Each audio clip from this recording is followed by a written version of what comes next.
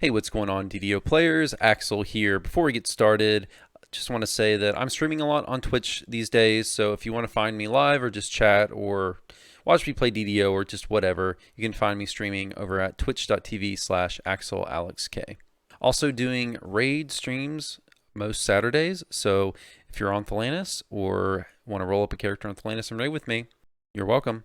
All right, guys, so I've been reading through the forum some this week, and there's been a recurring topic that has been brought up a lot, which is melees versus range versus casters, and which are better? Are melees just worse? It seems like there's been a lot of people complaining about just melees and where they are at in the meta, and I just thought, hey, why not? I haven't uploaded a video in a little while, so I'll give my 2 cents on this. So when it comes to building for melees, this is specifically for like the higher difficulty levels is what these discussions have been around. But when it comes to melees, I think it is fair to say that overall, when it comes to the higher difficulty stuff or just overall in the meta in DDO, I think that melees generally are worse than ranged and casters. I think that's fair, and there's a lot of reasons for that.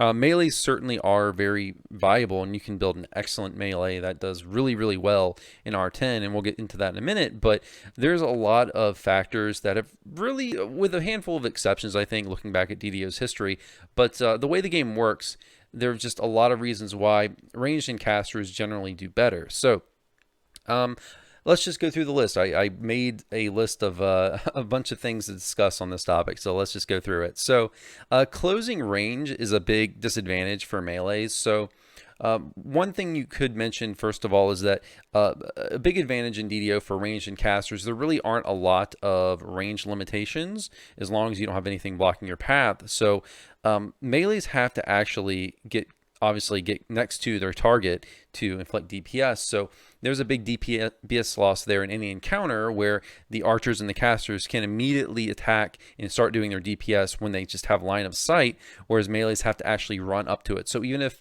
say, you calculated on paper that mathematically, this melee and this caster do exactly the same DPS, just because of the closing range requirements for melees are going to practically do less DPS in most encounters because they have to actually run up to the mobs, whereas as soon as the ranged or casters can look at them, they can immediately start hitting them with their spells or projectiles.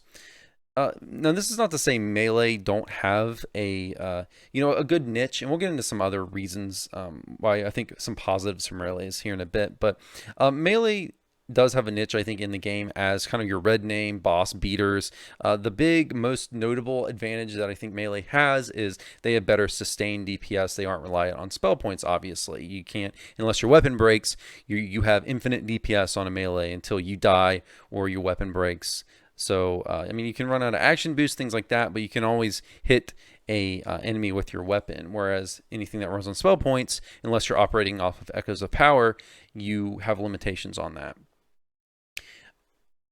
I think historically, looking at balancing melees versus casters, it's something that I think that just isn't going to happen, because if you were to balance melees and casters and ranged evenly at top levels like R10 and stuff, I think that it would have the consequence of making them broken at lower difficulty levels, possibly just broken on lower skill levels of play. So for example, one thing a lot of people complain about melees is that melees have to be able to take hits on Reaper 10, because in order to do their DPS, they have to actually run up and be next to monsters. The problem is, if you make their defense good enough to be able to sustain a good number of hits on, say, like R10, then this kind of breaks them at lower difficulty levels, because they aren't going to take hardly. If you have enough defense for R10, imagine rolling in on Epic Elite or Epic Hard. Those difficulties like Epic Hard, especially and below, are already extremely easy. So the more defense you give them to kind of cater to R10, the more that the lower difficulties become even more trivial. Let's go on. I think one of the other big advantages that ranged and casters have is kiting. Melee really can't do this. You can do it to some extent. Like if you're on a two-handed fighting character, you can kind of run in a circle backwards and kind of hit stuff. without it hitting you a bit, but it's obviously way more effective on a caster or a range. So kiting, for those of you unaware, is just when you get the aggro of a mob and you kind of run around in a circle. Say if you're an archer or a caster, you can apply DPS while kiting, whereas melees can't do that or struggle to do that to the same effectiveness of ranged and casters, just because you can't do DPS at a distance, obviously. Another disadvantage that melees have, which I think is fair to point out, is self-healing generally, although I think this has changed a bit with the Epic Destiny Pass that just happened. Like Fury of the Wild, for example, it has some really good self-healing options for melee, so it may not be as true as it used to be. But melees obviously don't get spells like Heal Spell, Reconstruct, things like that. But and there are also some racial trees like Azamar Healing Hands and things. We can potentially get some healing, more healing on a melee. I will say though, one thing I know I'm listing a lot of disadvantages for melee, but I want to say that it is possible. It's not like you can't build like an R10 melee. I actually recently ran Reaper 10 Saltmarsh, not the heroic version, the in-game version, with a really excellent barbarian that was just murdering everything in every encounter. So it's definitely not the case that you can't build an extremely good like R10 melee. It's just when you look at the advantage and disadvantages practically in DDO with its active combat, the melee not being able to kite, the melee having to take damage in order to do its DPS, the melee not being able to, or the melees having their close range to do their DPS.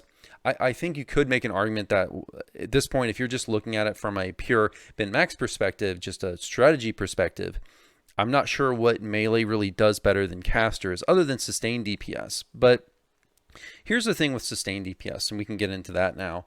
So while melee may have better sustained DPS, in all practicality, it doesn't really matter that much in most of the time in DDO, because DDO has been very lenient with SP offering spell point regeneration options for other characters. First of all, rest shrines.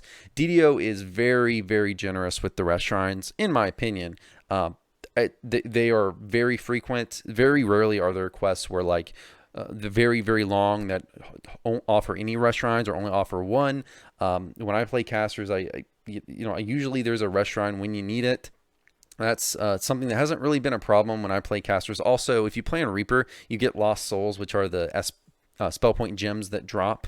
So that's another way you can get SP. There's also things like, Bard songs that can regenerate your SP. There's a lot of SP regen items that you can get, like the Epic and Legendary Ring of Spell Storing, that made this less of a problem that casters don't have the sustained DPS of melees, because in all practicality, most of the time they can sustain their DPS because there's enough options to get SP back through rest shrines or through SP gems.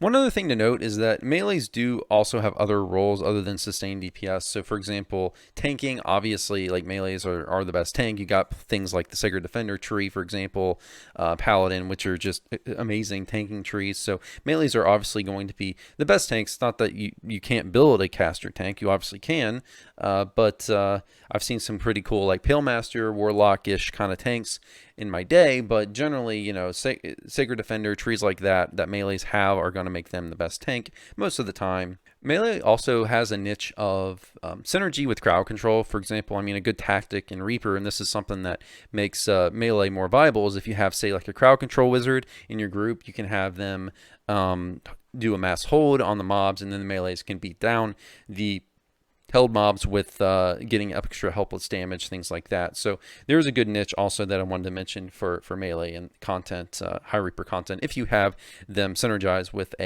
like a crowd control person.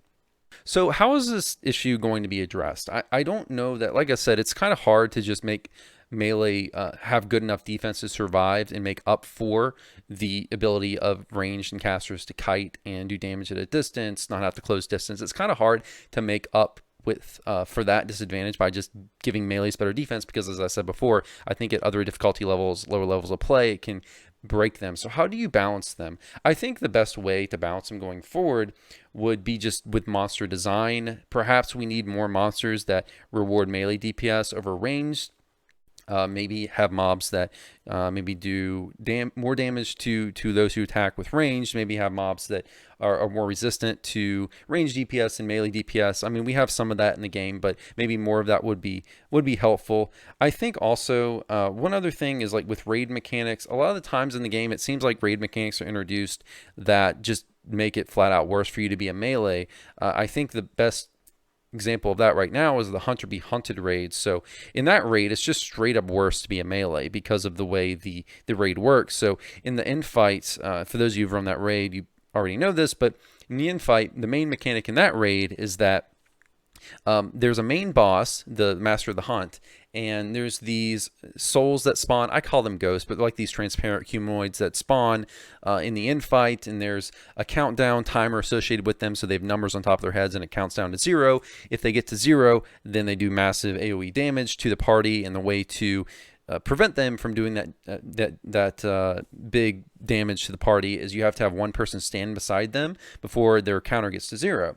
The problem with it, and this is why melees are just straight up worse in that raid, is that casters and range have the ability in that raid to be able to meet that objective. So stand beside a ghost or soul or whatever you want to call it, stand beside the ghost and DPS the boss at the same time, whereas melees just can't do that. Melees have to either DPS the boss or stand beside a soul. If they melee stand beside a soul to take part in that mechanic, then they just do 0 DPS to the boss. So I fortunately when I've led this raid, I've led this raid a bunch lately in my Saturday raids, but fortunately I've not really had a problem of say getting a random party of people and having like say like 10 melees and like one ranged and one healer or something, to where it was an issue that we didn't have people to cover the souls, because you also want to have, in order to get the boss down quickly, in order to not have tons of soul spawn, you want to be able to beat the boss down quickly. But if you have too many melee, I don't know what to do if you have too many melees in that raid. So just that's an example of a mechanic where they kind of design the raid to where it's like, okay,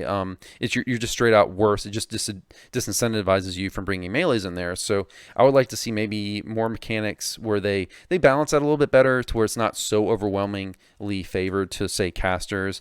They have tried this in the past, say like Caught in the Web is an example, where they did make an anti-caster mechanic of the spell drain mechanic, but that I think I don't want to get into that, but there's a lot of reasons why I don't think that was a good implementation of a kind of more melee focused design, I guess. But in any case, that's one example. Just the best way is probably to just have more encounters that reward melee over ranged and casters going forward, because that generally isn't the case in DDO. Most encounters in DDO just favor casters because there's really no big incentive to melee versus just doing the damage with say like AoE spells or range. So most of the time you see a lot of people just running ranged or casters because you can just, it's just safer. Like you can do your DPS without taking damage, and that's why I think they seem to be. And obviously I can't account for every build, I can't account for every server, but it seems like in you know the Reaper in-game meta these days, it's more people are favoring ranged and casters. Now again, that's not to say you can't build. Again, I want to reiterate this, because that's not to say you can't build an excellent, say like R10 melee. I mean, I've certainly have seen that, but it's just there's not a lot of reasons to do that over ranged and casters. It seems to me at this point in DDO's meta, it's just generally ranged and casters can do everything melees can do better. It's not that melees aren't viable, it's just that they just take inherent disadvantages in having to take damage to deal damage, not being able to kite very well, not being able to close distance, or having to close distance. You just take those disadvantages, and the way DDO's active combat system works is you really don't get proper recompense for those disadvantages, and maybe you just can't.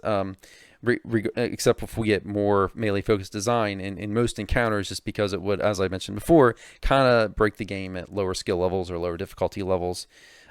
So I guess in conclusion, maybe consider more melee-friendly designs, devs, if you're watching in your monster designs going forward. Maybe that would help shake up the meta a bit. I will say for me, this shouldn't come off as like a, you know, I'm not complaining really. I'm just responding to my honest thoughts are in this topic on this topic. But for me, I know personally, I've always preferred the melee playstyle. Just I just have. So I'll probably continue. I'll always continue to play a melee, unless my mind changes. But as far as I can tell, I have no plans to not play melee. I've always been playing a melee for ever since I started playing DDO. So I'll probably stick with that regardless of whether anything changes in this regard or not. But it's okay. I mean, as long as melees are at least viable, I think we don't have much of a problem. And I think there's a good argument to be had here that is this really a problem at all? So you could also bring up arguments like melees are better at low levels, which I think is definitely true. Things like cleave are really good at low levels. A lot of some casters even just melee at low levels. It takes a while for casters to develop. It takes a while for casters to get their higher level spells. Casters certainly have, except for maybe tanks, the exception of tanks, casters generally require more pass lives, especially when you're talking about DC focused casters, to be viable at higher skull levels. So yeah, guys, that's it for my whole thoughts on this topic. Let me know what you think below. Do you think melees are worse than casters in DDO right now? Do you think it's fine? Do you think they're balanced? Whatever. Would be interested in hearing that. But guys, yeah, that's going to be it for me. You all have a good one. See you all next time. Take care.